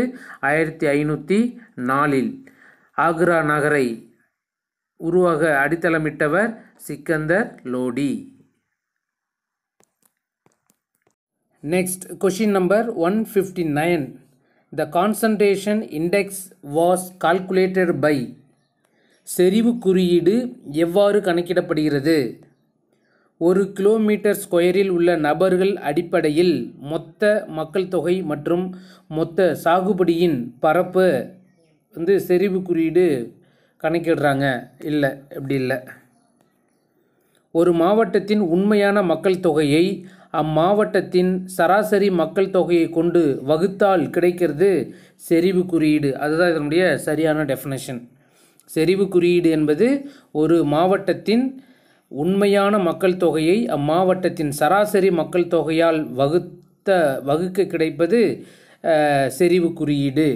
மொத்த மக்கள் தொகை அதன் உற்பத்தி திறனுக்கு ஏற்ப நிலப்பரப்புடன் தொடர்புடையது. தவறு. அப்போ கொடுத்துருக்கிற 3 ஸ்டேட்மெண்ட்டில் 1, 3 தவறு, 2 மட்டும்தான் சரியானது. அப்போ சரியானது எந்த ஆப்ஷன் இருக்கு? 2 மட்டும். ஆப்ஷன் பி சரியான விடை. அடுத்ததாக மேட்ச் த ஃபாலோயிங். என்னன்னா, எந்த காடுகள், அதாவது அதனுடைய சூழ்நிலையை பொறுத்து அதனுடைய காடுகளை வந்து பொறுத்துறோம். என்ன அப்படின்னா, அயனமண்டல காடுகள், அயனமண்டல பசுமை மாறா காடுகள், அயனமண்டல இலையுதிர் காடுகள், வறண்ட பாலைவனங்கள், சதுப்பு நில காடுகள். ரைட் சைடு என்ன இருக்குது? முட்புதர்கள், ஓதக்காடுகள், அயனமண்டல மழை காடுகள், பருவக்காற்று காடுகள். இப்போ இது எது கூட மேட்ச் பண்ணுறோம் அப்படின்னு பார்க்குறோம். முதல்ல பருவக்காற்று காடுகள் எங்கே இருக்கும் அப்படின்னு பார்க்குறோம். நமக்கு இது வசதியாக இருக்கும் அப்படி பார்க்குறோம். வறண்ட பாலைவனங்களில் என்ன இருக்கும் அதை கூட பார்க்கலாம். வறண்ட பாலைவனங்கள் ஏதாவது 4 ஆப்ஷன் இருக்குன்னா 4ல் 1வது நமக்கு கண்டிப்பாக தெரிஞ்சிருக்கும். அதை வச்சு நம்ம மற்ற ஆன்சரை லிங்க் பண்ணலாம். அப்போது இதில் வந்து வறண்ட பாலைவனங்கள், மற்றதை கூட நமக்கு சந்தேகமாக இருக்கலாம். வறண்ட பாலைவனங்களில் என்ன இருக்கும்? அங்கே முள் புதர்கள் தான் இருக்கும் கண்டிப்பாக. பாருங்கள், ஆப்ஷன் சிக்கு வந்து என்னது? 1 உள்ள ஆப்ஷனை பார்க்குறோம். இருக்கிறதுல 1 அப்படிங்கிறது ஃபஸ்ட் ஆப்ஷனுக்கு மட்டும்தான். சரி, இது கன்ஃபார்மாக பண்ணிக்கிறதுக்கு அடுத்தடுத்த ஆன்சரை நம்ம வெரிஃபை பண்ணலாம். அடுத்ததாக சதுப்பு நில காடுகள் அப்படிங்கிருக்கோம். நம்ம தமிழ்நாட்டில் சதுப்பு நில காடு பிச்சாவரத்தில் சொல்லிடுவோம்ல. சதுப்பு நில காடு அப்படின்னா என்ன? டி ஓதக்காடுகள் இருக்கும் அங்கே. இது ரெண்டுமே கன்ஃபார்ம் ஆகிடுச்சு. இப்போ மீதி இருக்கிறது நமக்கு தெரியலனா கூட அதை கூட மேட்ச் பண்ணுவோம். அப்போது ஏவுக்கு வந்து அயனமண்டல பசுமை மாறா காடுகள் எங்கே இருக்கும்? அயனமண்டல மழைக்காடுகள். பாருங்கள், பசுமை மாறா காடுகள், அயனமண்டல மழைக்காடுகள். அயனமண்டல இலையுதிர் காடுகள், பருவக்காற்று காடுகள் அப்படின்னு சொல்கிறாங்க. அப்போ ஆப்ஷன் ஏ சரியான விடை. அடுத்ததாக கொஷின் நம்பர் 161. இந்தியாவின் இருப்பிடம் மற்றும் பரப்பளவு குறித்து பின்வரும் கூற்றுகளில் எது சரியானது? Which of the following statements are true about the location and extent of India? First one, India is divided into almost 2 equal halves by Tropic of Cancer. கடக ரேகையினால் இந்தியா ஓரளவிற்கு 2 சம பகுதிகளாக பிரிக்கப்பட்டுள்ளன. சரிங்களா? அப்போ நம்ம பிரிச்சிருப்போம் கடக ரேகையினால். இந்தியாவுக்கு அதை வச்சு தான் நம்ம வட இந்தியா தென்னிந்தியான்னு பிரிச்சிருப்பாங்க. அப்போ ஓரளவு 2 சம பகுதிகளாக பிரிச்சிருக்கிறாங்க. First statement correct. அடுத்ததாக செகண்ட் ஸ்டேட்மெண்ட் வரும். பரப்பளவில் உலகின் 2வது பெரிய நாடு இந்தியா. பரப்பளவில் உலகின் 2வது பெரிய நாடு இந்தியா இல்லை, இதுக்கு முன்னாடி இருக்குது. இந்தியா எனக்கு சரியாக தெரியல, 7வது இடம் இருக்குன்னு நினைக்கிறேன். நம்ம அடுத்ததில் பார்ப்போம். பரப்பளவில் உலகின் 2வது பெரிய நாடு இந்தியா இல்லை. அப்போ ஸ்டேட்மெண்ட்டு 2 தவறானது. அடுத்தது, அட்சய மற்றும் தீர்க்க ரேகைகளுக்கு இடையே உள்ள இடைவெளி கிட்டத்தட்ட 30 டிகிரி ஆகும். அட்சய ரேகை தீர்க்க ரேகை நம்ம பார்க்குறோம்ல, அது என்னன்னு சொல்கிறோம்? இந்த latitude and longitude extend is nearly 30 degree. Okay, அது சரியா கரெக்டாக நியர்லி எக்ஸாக்டாக இல்லாட்டி போனாலும் நியர்லி 30 டிகிரி இருக்குது. இதுவும் சரியானது, இதுவும் சரியானது. அடுத்ததா, இந்திய திட்ட தீர்க்கரேகை போபால் வழியாக செல்லும். இல்லை, போபால் வழியாக செல்லலை. அப்போ ஆப்ஷன் இதுவும் தவறு, 2ம் தவறு. அப்போ 1, 3 மட்டும் எங்கே இருக்குன்னு பார்க்குறோம். 1 மற்றும் 3 சரியானது, ஆப்ஷன் சி. அடுத்ததாக காரணம், அதனுடைய கூற்று. உயர் அடர்த்தி கொழுப்பு புரதங்கள் புற திசுக்களில் இருந்து கல்லீரலுக்கு கொலஸ்ட்ராலை கொண்டு செல்கின்றன.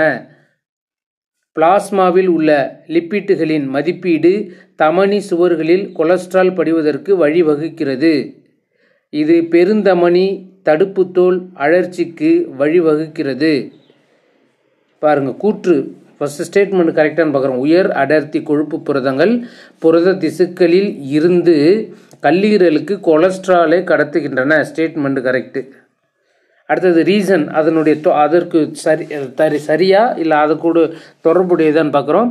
பிளாஸ்மாவில் உள்ள லிப்பிட்டுகளின் மதிப்பீடு தமனி சுவர்களில் கொலஸ்ட்ரால் படிவதற்கு வழிவகுக்கிறது. சரிதான்.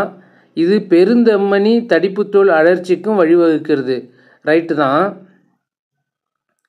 ஆனால் அதுக்கும் இதுக்கும் தொடர்பு இல்லை, அதை தான் சொல்ல வரோம். என்ன அப்படின்னா, அது ஒரு ஸ்டேட்மெண்ட், இது ஒரு ஸ்டேட்மெண்ட்டு. அப்போ என்ன சொல்கிறோம்? Both A and B are true. இரண்டும் சரி, ஆனால் ஆர் என்பது ஏவிற்கு சரியான விளக்கம் அல்ல. Option D correct answer. அடுத்தது, choose the stronger acid in each of the following pairs. கொடுக்கப்பட்டுள்ள ஒவ்வொரு ஜோடியிலும் வலிமை மிகு அமிலத்தை தேர்வு செய்யவும். வலிமை மிகு அமிலம் ஃபஸ்ட்டு கொடுத்துருக்கிறதுல எது, செகண்டில் எது, தேர்டில் எது, ஃபோர்த்தில் எது அப்படின்னு பார்க்குறோம். இப்போ வலிமை மிகு அமிலம் அப்படிங்கும்போது H3O+. H3 ஃபஸ்ட்டு இதில், H3O+, 2ல் H2O அப்படிங்கிறது வாட்டர். மிகுந்த அமிலம், வலிமை மிகுந்த அமிலம் அப்படிங்கும்போது H3O+, H2O அப்படிங்கிறது வாட்டர். ஓகே, செகண்ட் ஒன் பாருங்கள், NH4+. செகண்ட் ஒன்னில் NH4+, ஆனால் இது என்னது? NH3. அதுதான். அப்போது செகண்டில் NH4+ இருக்குது. கரெக்டு. நீங்கள் ஃபஸ்ட் ஆப்ஷன்லேயே பார்த்துருவோம். என்ன அப்படின்னா H3O+, இதெல்லாம் ஃபஸ்ட் ஆப்ஷனில் வருது, அது ஆன்சர். அப்போ பி ஆன்சர் கிடையாது, டியும் ஆன்சர் கிடையாது. இருந்தால் ஏயும் சியும் தான் ஆன்சர் வரணும். அப்போ ஃபஸ்ட்டு H3O ப்ளஸ் வந்துருச்சு, இது H3O ப்ளஸ் வந்துருச்சு. செகண்ட் பார்க்கும்போது கன்ஃபார்ம் பண்ணிக்கிறோம், NH3 அமோனியா கிடையாது, NH4 ப்ளஸ் வந்து அமிலமாக இருக்கும். NH4 எங்கே இருக்குது? செகண்ட் ஆப்ஷனில் இதில் இருக்குது, ஆனால் இதில் இல்லை, இதில் இல்லை. அப்போ ஆப்ஷன் ஏ ஆன்சர்னு ஒரு முடிவுக்கு வந்துடுவோம். அடுத்தது H2S HS மைனஸ். இதில் H2S அப்படிங்கிறது வலிமை மிகுந்த அமிலம். லாஸ்ட் ஒன் H2Oவும் OHம். இதில் வந்து H2O வந்து ரெண்டில் கம்பேர் பண்ணும்போது ஒவ்வொன்றுலையும் 2 கம்பேர் பண்ணும்பொழுது H2O வந்து வலிமை மிகுந்த அமிலமாக இருக்கும் OH மைனஸ் விட. அப்போ ஆப்ஷன் ஏ சரியான விடை. அடுத்தது 164. எஸ் வடிவ வளர்ச்சி வளைவை காட்டும் மக்கள் தொகையில் காணப்படுவது போல் சுற்றுச்சூழல் வளங்களுடனான உயிரியல் ஆற்றலின் தொடர்பு dN/dt equal to Rn into n-k/k. இங்கு n என்பது மக்கள் தொகையில் உள்ள தனி நபர்களின் எண்ணிக்கை, t என்பது நேரம், r என்பது சம்பந்தப்பட்ட உயிரினத்தின் உயிரியல் திறன் மற்றும் k என்பது என்ன. இங்கே வரக்கூடிய k அப்படிங்கிறது எதை குறிக்கும் அப்படின்னு சொல்லிட்டாங்க. ஒரு ஈக்குவேஷன் கொடுத்துட்டாங்க. இந்த ஈக்குவேஷனில் ஒவ்வொரு லெட்டரும் எதை மென்ஷன் பண்ணுது அப்படின்னு நம்ம பார்க்குறோம். அப்போ இதில் n அப்படிங்கிறது மக்கள் தொகையில் உள்ள தனிநபர்களின் எண்ணிக்கை, இந்த n சொல்கிறது. t என்பது இங்கே எந்த t? நேரத்தை பொறுத்து t என்பது நேரம். r என்பது சம்பந்தப்பட்ட உயிரினத்தின் உயிரியல் திறன். அப்படின்னா k என்பது என்ன, எதை குறிக்கும்? k என்பது எதை குறிக்கும் அப்படின்னு பார்க்குறோம். அதாவது carrying capacity, maximum population size, particular habitat, biomass, answer not known. அப்படிங்கிறது நமக்கு எப்போவுமே ஆன்சராக அது செலக்ட் பண்ண வேண்டிய அவசியமே இல்லை. அது ஏன் அதை ஒரு ஆப்ஷன் நமக்கு கொடுத்துருக்குறாங்கன்னு தெரியல. ஓகே, இப்போ நம்ம 4 ஆப்ஷனில் எது அப்படின்னா கே அப்படிங்கிறது தாங்கும் திறனை குறிக்கும். அதிகபட்ச மக்கள் தொகையோ குறிப்பிட்ட வாழ்விடத்தையோ உயிரியல் பொருளையோ குறிக்காது. கே என்பது தாங்கும் திறனை குறிக்கும். அடுத்ததாக கூற்றும் அதனுடைய காரணமும் ஸ்டேட்மெண்ட் கொடுத்துருக்காங்க. சிமோர்க் அதாவது ஃபீனிக்ஸ் 2 செயற்கைக்கோள்களை விண்ணில் செலுத்தியது. சிமோர்க் அப்படிங்கிறது 2 செயற்கைக்கோள்களை விண்ணில் செலுத்தியது. இது செயற்கைக்கோள்களை எடுத்து செல்லும் ஏவுகலம் ஆகும்.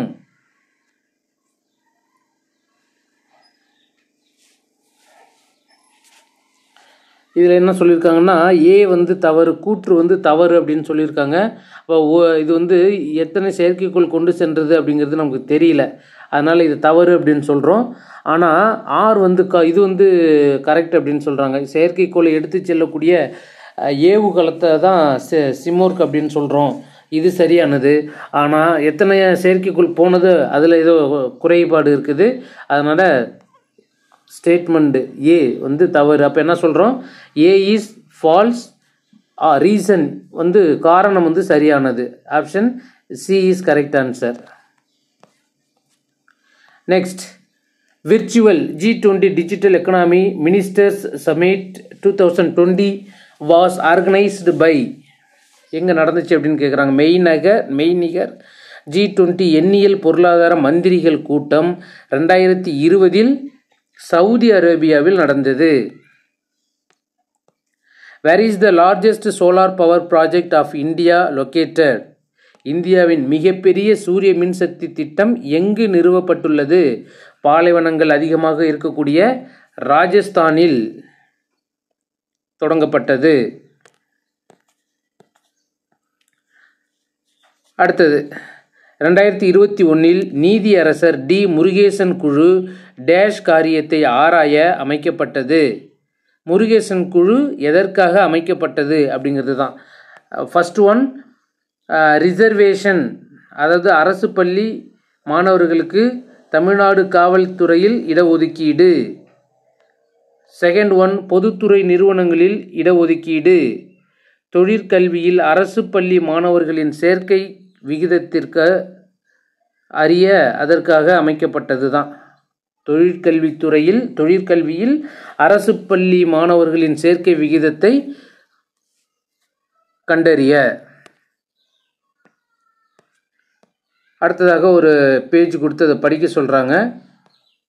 அதிலிருந்து சில கொஷின்ஸு அப்படி நமக்கு டைம் இன்னும் கொண்டுகிட்டு போகிறதுக்காக கீழே கொடுக்கப்பட்டுள்ள பத்தியை படித்து வினாவிற்கு விடையளிக்கவும். உங்களது விடையானது கட்டாயமாக பத்தியின் அடிப்படையில் எடுக்கப்பட்டதாக இருக்க வேண்டும்.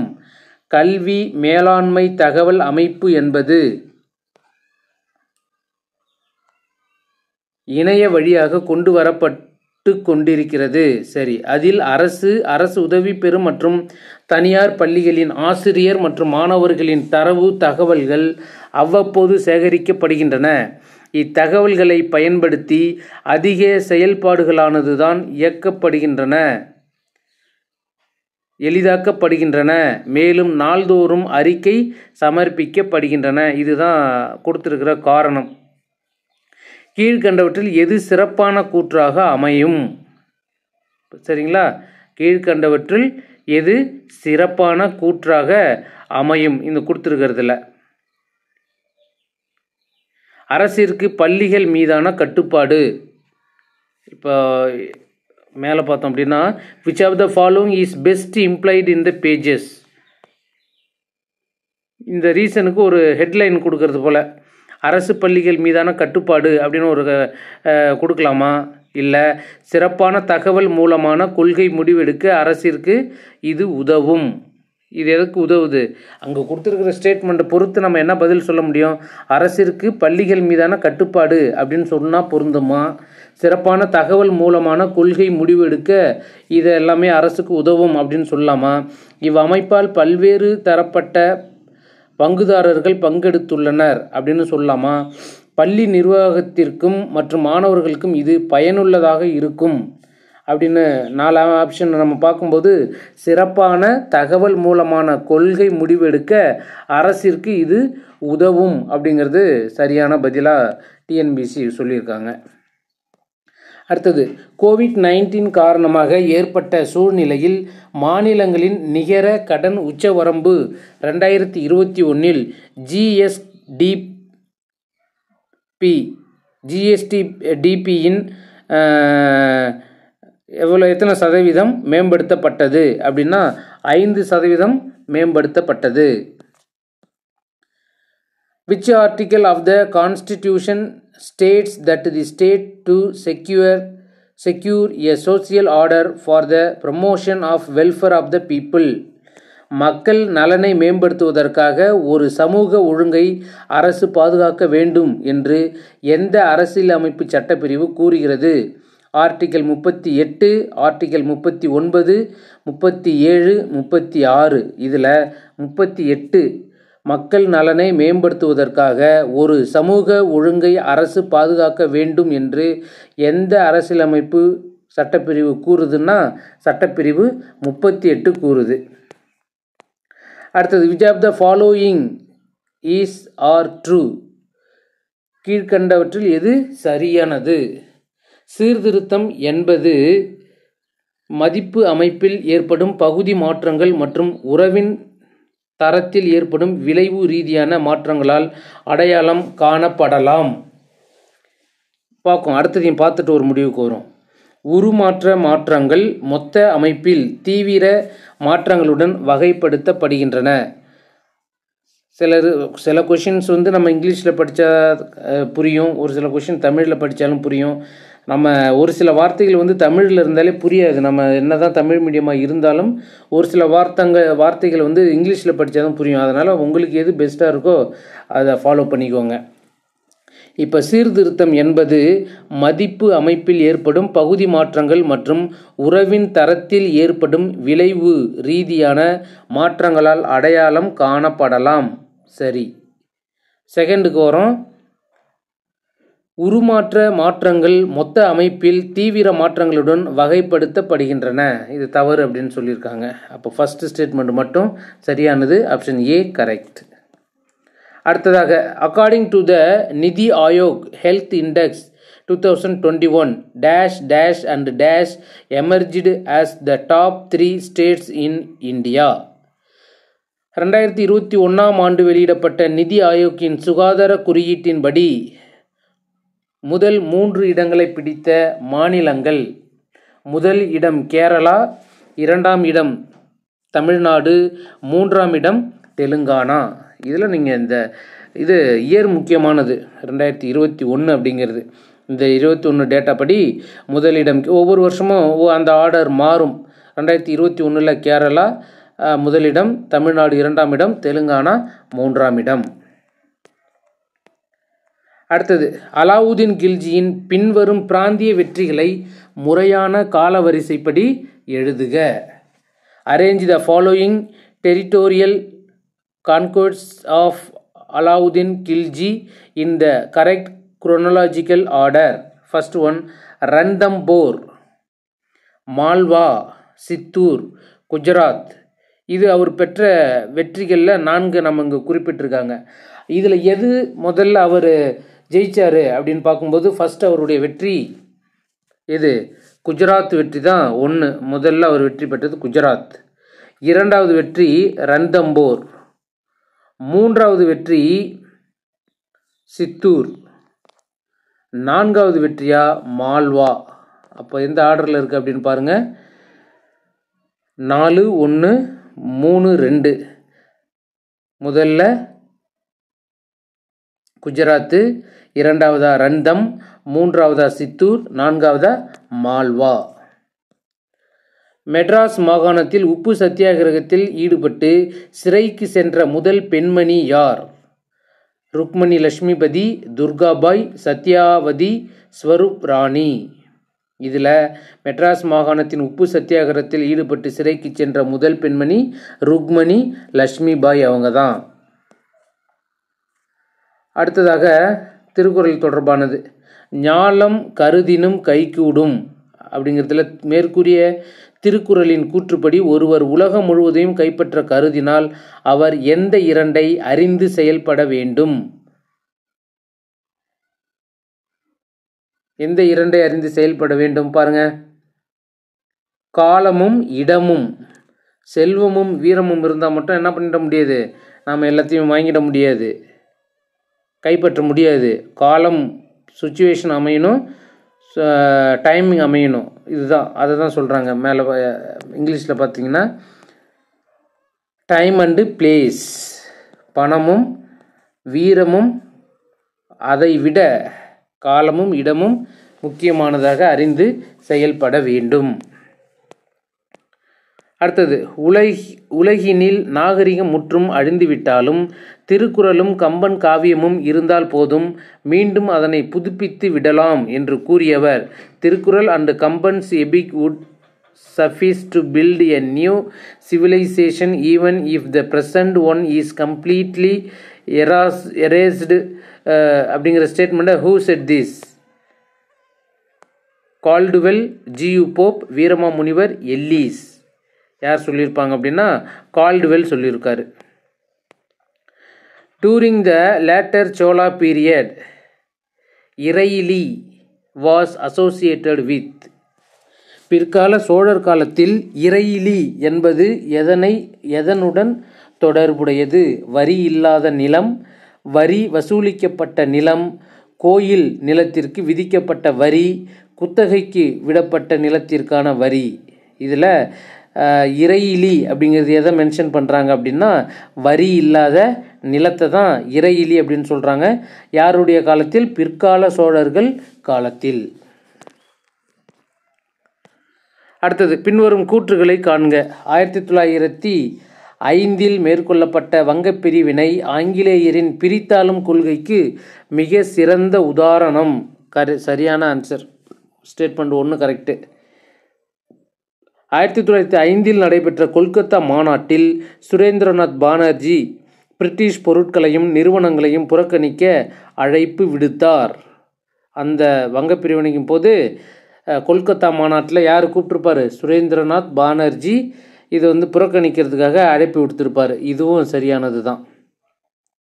அடுத்ததாக 3வது ஸ்டேட்மெண்ட். 1905 ஆகஸ்ட் 7 கொல்கத்தா நகர அரங்கில் நடைபெற்ற கூட்டத்தில் சுதேசி இயக்கம் குறித்து முறையான அறிவிப்பு வழங்கப்பட்டது.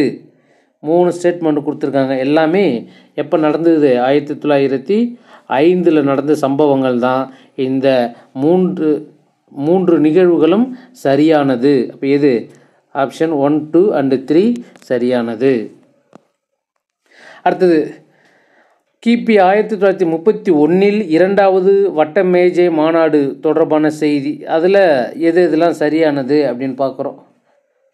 எது சரின்னு பார்க்கும்போது, ஃபஸ்ட்டு ஸ்டேட்மெண்ட்டு முதல்ல சொல்லிட்டாங்க, 1931 2வது வட்டமேஜை மாநாடு நடந்துச்சு. சரி, ஆமாம். அதில் நடந்த நிகழ்வுகளில் வெலிங்டன் பிரபு இந்தியாவின் வைஸ்ராயாக இருந்தபோது இது நடைபெற்றது. வெலிங்டன் பிரபு இந்தியாவின் வைஸ்ராயா இருந்தபோது நடைபெற்றது. Statement 1 correct. அடுத்தது, இந்திய தேசிய காங்கிரஸின் பிரதிநிதியாக காந்தி இம்மாநாட்டில் கலந்து கொண்டார். கரெக்டு. ரெண்டுமே சரியானது. அப்போ ஆன்சர் என்ன சொல்கிறோம்? சரியானது statement 1 and 2, option C correct answer. வண்டல் மண் டேஷ் மூலம் வளமானதாக உள்ளது. மக்கிய பாஸ்பாரிக் அமிலம், சுண்ணாம்பு, கரிமப் பொருட்கள் இது மூலம் வளமானதாக மாறிச்சா, இரும்பு, சுண்ணாம்பு, கால்சியம், பொட்டாசியம், அலுமினியம் மற்றும் மக்னீசியம் கார்பனேட் மூலமாக வளமானதாக மாறிச்சா, இரும்பு மற்றும் அலுமினியத்தால் மாறிச்சா, மிகுந்த உப்புத்தன்மை மற்றும் அதிக கரிமப் பொருட்களால் மாறிச்சா? உப்புத்தன்மை இருந்தால் அது வளமான மண்ணாக மாறாது. ஆப்ஷன் டிக்கு வேலையே இல்லை. இரும்பு மற்றும் அலுமினியமும் இல்லை. அங்கே மக்கிய அப்படிங்கிறது தான் முக்கிய வார்த்தை. மக்கிய ஒரு பொருள் மக்கிச்சு அப்படின்னா இயற்கையாகவே மக்கும்போது அது கண்டிப்பாக அது என்னவா மாறும்? வண்டல் மண் வளமானதாக இருக்கும். அப்போது இந்த ஒரு காரணத்தை வச்சு மற்றதும் கம்பேர் பண்ணுறோம். பாஸ்பாரிக் அமிலமும் காரணம், சுண்ணாம்பும் காரணமாக இருக்கும், கரிம பொருள்கள் அப்படிங்கிறது காரணமானது. அப்போ ஆப்ஷன் ஏ சரியான விடை. அடுத்தது, கூற்றும் காரணமும். வ.உ.சி. சுதேசி கப்பல் நிறுவனத்தை தொடங்கினார். கண்டிப்பாக சுதேசி கப்பல் தொடங்கினார் என்பது எல்லாருக்கும் தெரிஞ்ச விஷயம். கூற்று சரியானது. இந்திய கடற்கரை வாணிபத்தில் ஆங்கிலேயர்களின் முற்றுரிமையை அவர் எதிர்த்தார். அந்த காரணத்துக்காக தானே அவர் கப்பலை வாங்கினார். அப்போது எதுக்காக அந்த கூற்று? ஏவும் சரி, ஆரும் சரி. ஆருக்கும் ஏவுக்கும் தொடர்பு இருக்கா? இருக்குது. சரியான விளக்கம். அப்போ ஆப்ஷன் ஏ சரியான விடை. அரசியல் சாசன பகுதி 5 5ஆம் அத்தியாயம் மக்களின், அதாவது பொது மக்களின் பணத்தை கண்காணிக்க நாடாளுமன்றத்தின் ஒரு உயர் அதிகாரியை நியமனம் செய்கிறது. அவர் டேஷ் ஆவார்?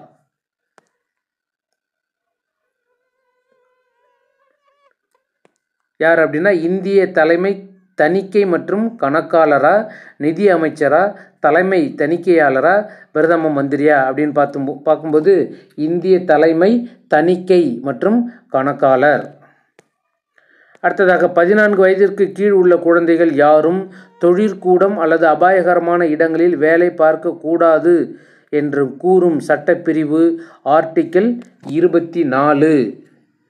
14 வயதிற்கு உட்பட்ட உள்ள குழந்தைகள் யாரும் தொழிற்கூடம் மற்றும் அபாயகரமான இடங்களில் வேலை பார்க்க கூடாது என்று கூறும் சட்டப்பிரிவு ஆர்டிக்கிள் 24. பின் வருவனவற்றில் பூதலிங்கம் ஆய்வுக்குழு எதனுடன் தொடர்புடையது? தொழிற்சங்கங்கள், வேலை நிறுத்தம், பூட்டுதல்கள் அப்படிங்கிறது லாக் அவுட்ஸ், ஊதியங்கள் வேஜஸ், இதில் எது சம்பந்தமானது அப்படின்னு பார்த்தோம் அப்படின்னா, பூதலிங்கம் ஆய்வுக்குழு ஊதியங்கள், ஊழியர்களின் ஊதியங்களை ஆய்வு செய்ய அமைக்கப்பட்ட குழு தான். அடுத்ததாக வினா எண் 186. கீழ்கண்டவற்றில் எவை நிதி ஆயோக்கின் பணி இல்லை? ஒரு ஆலோசனை குழுவாக செயல்படுகிறது. ஆலோசனை குழு தான் இது. ஆலோசனை பணி இல்லை அப்படின்னு சொல்கிறாங்க. இப்போ பணி எது இல்லை? இப்போ ஃபஸ்ட்டு ஒன் சரியானது தான். செகண்ட் ஸ்டேட்மெண்ட்டு, மாநிலங்களில் திட்டங்களை திணிக்கும் செயல்திறன். திணிக்குங்கிறதுலாம் இதோடைய வேலையே இல்லை. இப்போ 2 இல்லை. அடுத்தது, நிதி ஒதுக்கீடு செய்தா? இல்லை. இதோடைய வேலை நிதி ஒதுக்கீடு செய்வது இல்லை. அப்போ ஆப்ஷன் ஸ்டேட்மெண்ட் 1 மட்டும் சரியானது, மீதி எல்லாமே தவறானது. அவங்க எது இல்லை நெகட்டிவ் கொஷினாக கேட்டிருப்பாங்க. அப்போது இது ஆப்ஷன் 2ம் 3ம் இந்த கொஷினுக்கான ஆன்சர். 2, 3 எங்கே வருது? ஆப்ஷன் சி சரியான விடை. அடுத்தது அறிவியல் சிந்தனையின் கொள்கைகள். Principles of scientific thinking are அனுபவவாதம், பகுத்தறிவுவாதம், சந்தேகம். அறிவியல் சிந்தனையின் கொள்கைகள் இது எல்லாமே சொல்லலாம். எது? அனுபவவாதம், எம்பிரிசிசம், ரேஷனலிசம், ஸ்கெப்டிசிசம். இது எல்லாமே அறிவியல் சிந்தனையின் கொள்கைகள். ஆப்ஷன் டி சரியான விடை. அடுத்தது மேத்ஸ் கொஷின். ஏற்கனவே நம்ம சொன்னது போல் இதை சால்வ் பண்ணி தனி பிளேலிஸ்ட் பிடிஎஃப் கொடுக்குறோம்.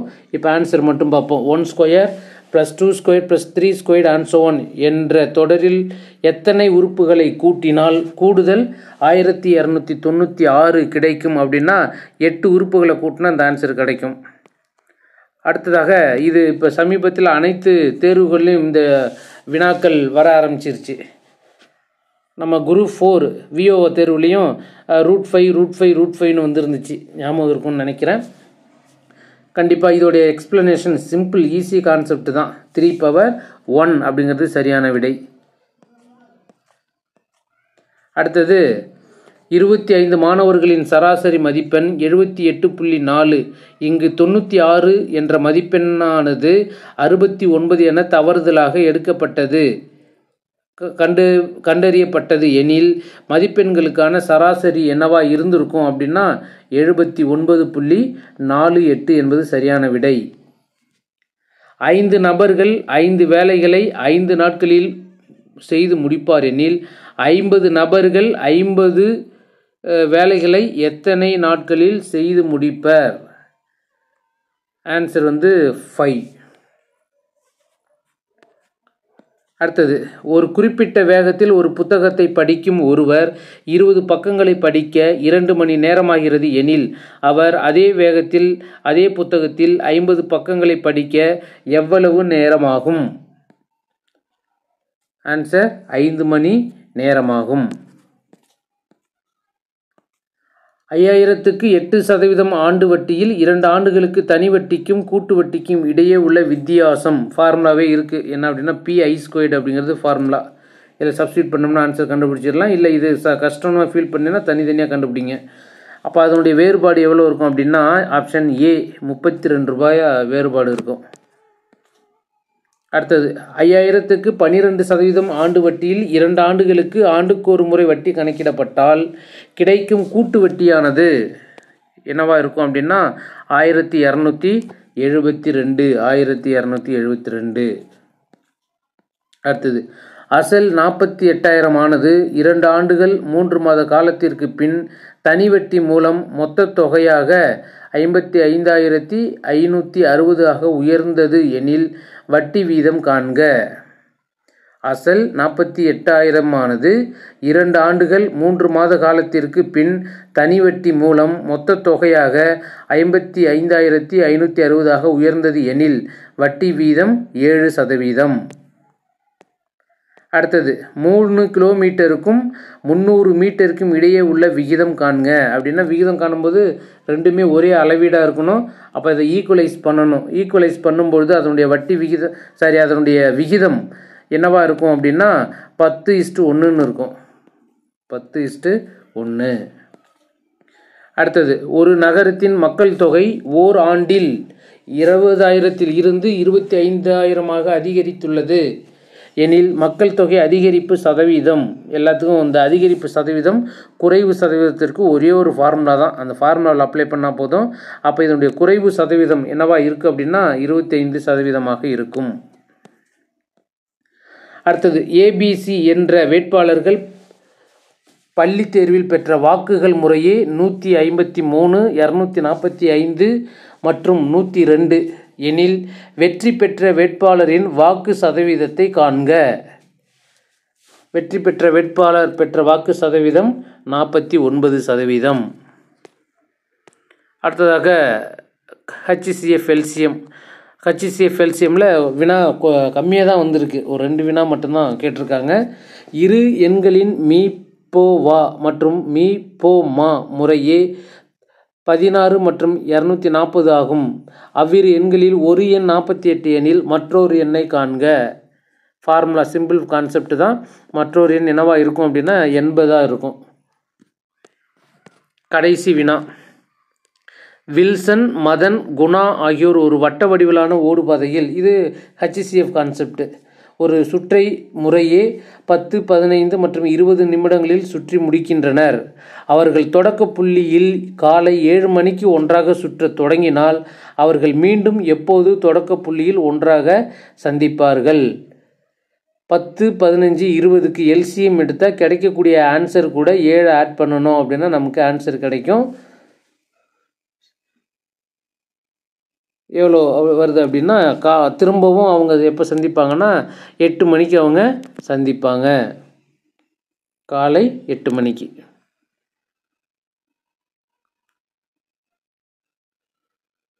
அப்போது ஃபஸ்ட்டு நம்ம என்ன சொல்லியிருந்தோம் அப்படின்னா 2022 டிஎன்பிஎஸ்சி குரூப் 2 பிரிலிமினரி தேர்வில் கேட்கப்பட்ட ஜென்ரல் தமிழ் வினாக்கள் முதல் பகுதியில் பார்த்தோம். இரண்டாவது பகுதியில் அதனுடைய ஜென்ரல் சயின்ஸு 100 வினாக்களுக்கான விடைகளை பார்த்தோம். மூன்றாவது பகுதியில் அதே தமிழ் மீடியம் இல்லாத ஸ்டூடெண்ட், இங்கிலீஷ் மீடியம் ஸ்டூடெண்ட்டுக்கு 100 வினாக்கள் இங்கிலீஷில் ஆங்கிலத்தில் இருந்துச்சு, அதை பார்க்குறோம். அப்போது ஒரு வருஷம் ஒரு செட்டு முடிஞ்சிடும். அதுக்கு அடுத்தடுத்து கிட்டத்தட்ட நம்ம ஒரு 5 வருஷத்து 6 வருஷத்து டிஎன்பிஎஸ்சி குரூப் 2 வினாக்கள் தேர்வு நடந்திருக்கு. அதை நம்ம பார்த்து முடிச்சுட்டு அப்புறம் நம்ம சப்ஜெக்ட் வைஸாக டாபிக் வைஸாக சிலபஸ்க்குள்ளே போகிறோம். நம்ம அது ஒரு பக்கம் போகுது, ஒரு பக்கம் கரண்ட் அஃபேர்ஸ் நம்ம போட்டுக்கிட்டு இருக்கோம். அதனால் வீடியோவை பாருங்கள். பெரிய பெரிய சேனல்கள்லாம் நல்லா பண்ணிக்கிட்டு இருக்கிறாங்க. நாங்கள் சமீபத்தில் தான் ஆரம்பிச்சிருக்கோம். எங்களால் முடிஞ்ச வரைக்கும் எவ்வளோ சிறப்பாக பண்ணணுமோ பண்ணிக்கிட்டு இருக்கோம். உங்களுடைய ஆதரவு இருந்துச்சுன்னா இன்னும் சிறப்பான முறையில் எங்களுடைய காணொளி மெட்டீரியல் எல்லாமே சிறப்பான முறையில் தயார் செய்கிறதுக்கு உங்களுடைய ஆதரவு தேவை. அதனால் ஆதரவு கொடுங்க. மீண்டும் மற்றொரு காணொளியில் சந்திப்போம். நன்றி, வணக்கம்.